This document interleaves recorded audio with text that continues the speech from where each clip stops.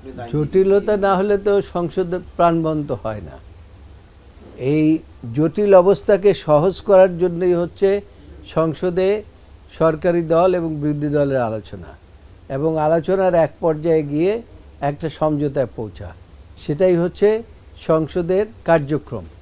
এই কার্যক্রমটাকে প্রাণবন্ত করার জন্য উভয় পক্ষের আলোচনার সুযোগ সৃষ্টি করতে হবে, সেটাই হচ্ছে পার্লামেন্ট।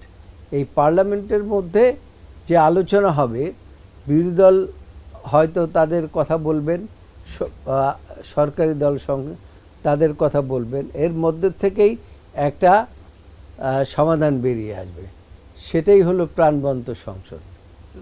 আমি তো মনে করি যে আমরা যেহেতু সংবিধান মোতাবেক নির্বাচনে অংশগ্রহণ করেছি, সংবিধানকে আমাদের পার্লামেন্টের মেম্বারদেরকে সর্বাগ্রে প্রাধান্য দিতে হবে, এবং আমরা যদি সংবিধানকে না মানি, সংবিধানকে প্রাধান্য না দেই, তাহলে তো পার্লামেন্টের সৃষ্টিই হয় না।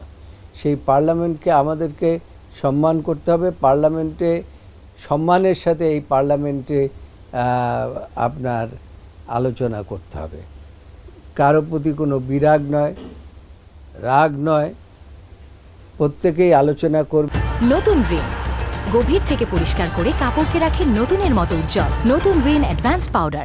যে একটি দেশের স্বার্থের কথা চিন্তা করে, এই দেশটা কিন্তু সকলের দেশ, এবং এই দেশটাকে যারা ভালোবাসে, বিরোধী দলও আমি মনে করি তারাও দেশটাকে ভালোবাসে, সরকারি দলে যারা নির্বাচিত হয়েছেন তারাও এই দেশটাকে ভালোবাসে।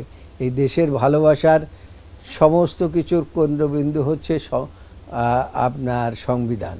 এই সংবিধান মোতাবেকই সংসদ চলবে, এটাই আমি আশা করি। চাপ যারা সহ্য করতে পারে তাদেরকেই তো আল্লাহ তাআলা ক্ষমতা দেয়। তো আজকে যারা এই সরকারি দল বলেন, যারা নির্বাচিত হয়েছে বাংলাদেশ জাতীয়তাবাদী দল, এই বাংলাদেশ জাতীয়তাবাদী দল তরুণ প্রবীণ সকলকে মিলেই কিন্তু এই সংসদটা গঠিত হয়েছে। এখানে যেমনিভাবে তরুণও আছে, প্রবীণও আছে। তরুণ প্রবীণের সমন্বয় হচ্ছে অ্যাকচুয়ালি এই বাংলাদেশ জাতীয়তাবাদী দলে যারা নির্বাচিত হয়েছে তাদের মাধ্যমেই এই দেশে একটা নতুন দিগন্তের সৃষ্টি হবে।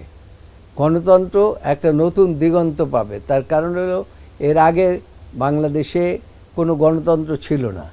এই গণতন্ত্র একটা প্রাণবন্ত গণতন্ত্র হবে, এটাই তরুণ প্রবীণের সমন্বয় হবে, এটাই আমি আশা করি। না, আমরা তো অ্যাকচুয়ালি জুলাই সনদের বাইরে না, কিন্তু কথাটা হচ্ছে এইটা একটা সংবিধানের মধ্যে আসতে হবে। সাংবিধানিক রূপ না পাওয়া পর্যন্ত এইটাকে সংবিধানের পার্ট বলা যাবে না। যে জিনিসটা সংবিধানের পার্টের মধ্যে আসবে না, সেটাকে আপনি সংবিধানের কোনো অংশ হিসাবে বিবেচনা করতে পারেন না। যেহেতু জুলাই সনদটাকে আমরা মনে করি এইটা একটা এমন একটি সনদ যেটাকে যদি পার্লামেন্ট যদি অ্যাকসেপ্ট করে, পার্লামেন্ট যে অংশটুকু অ্যাকসেপ্ট করবে সংসদ সদস্যরা বসে, সেটাই হবে দিক নির্দেশনা সংবিধান মোতাবেক। সেটা নিয়ে তাহলে সরকারি বিরোধী দলের মধ্যে একটা ক্লাশ বাঁচতে পারে কিনা? না, ক্লাশের কোনো অবস্থান আমি দেখি না। তার কারণ সরকারি দলও সংবিধানে বিশ্বাস করে, বিরোধী দলও সংবিধানে বিশ্বাস করে।